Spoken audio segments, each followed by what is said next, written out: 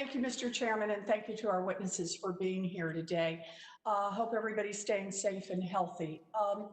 In the past 16 weeks, over 1.3 million Americans have been infected with coronavirus. We now know that about 80,000 people have died and 33 million people are out of work. Dr. Fauci, you have advised 6 presidents. You have battled deadly viruses for your entire career. So I'd just like to hear your honest opinion. Do we have the coronavirus contained? Senator, thank you for the question. Right now, it depends on what you mean by containment. If you think that we have it completely under control, we don't. I mean, if you look at the dynamics of the outbreak, we are seeing a diminution of hospitalizations and infections in some places, such as in New York City, which has plateaued and started to come down, New Orleans, but in other parts of the country, we are seeing spikes. So when you look at the dynamics of new cases, even though some are coming down, the curve looks flat with some slight coming down.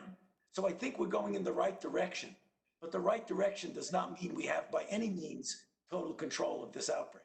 So right direction, as I understand it, we have about 25,000 new infections a day and over 2,000 deaths a day. I think those are the right numbers, and some are estimating we could be at 200,000 cases a day by June. Is that right, Dr. Fauci?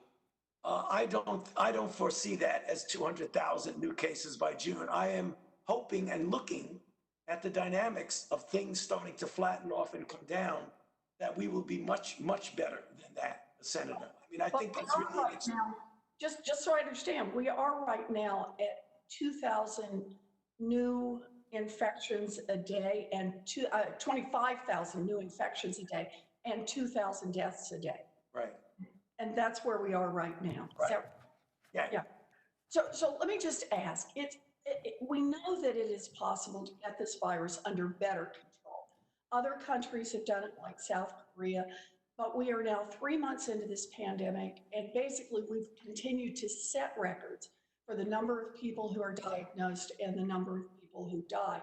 Dr. Fauci, you recently said that a second wave of coronavirus in the fall was, quote, inevitable, but that if America, quote, puts in place all of the countermeasures that you need to address this, we should do reasonably well. And the countermeasures you identified are things like continued social distancing, significantly more testing, widespread contact tracing.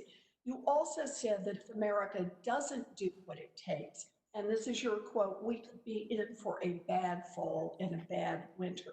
So right now we're about 16 weeks away from Labor Day.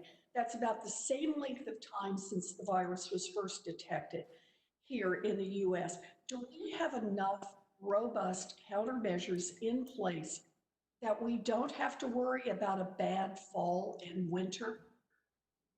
Right now, the projection, as you've heard from Admiral Giroir, with regard to testing and other elements that would be needed to respond, the projection is that by the time we get to the end of the summer and early fall, that we will have that in place. That is the projection that I get from you. We don't have it in place now, but we are projecting that we'll have it in place. And let me just ask the other side of this. If we don't do better on testing, on contact tracing, and on social distancing, will deaths from coronavirus necessarily increase? Of course, if you do not do an adequate response, we will have the deleterious consequence of more infections and more deaths. And that's the reason why you quoted me, Senator, quite correctly in everything you said, and I will stand by that. If we do not respond in an adequate way when the fall comes, given that it is without a doubt that there will be infections that will be in the community, then we run the risk of having a resurgence. I would hope by that point in time, in the fall, that we have more than enough to respond adequately. But if we don't, there will be problems. I appreciate your hope, and I wish we could tell the American people that the federal government has this pandemic under control, but we can't. In fact, you have said that the virus is not under control in the US. We haven't yet taken the measures necessary to prevent a second wave of death. And we all know that the people who are going to be most affected are going to be seniors, essential workers, the people who are out on the front lines.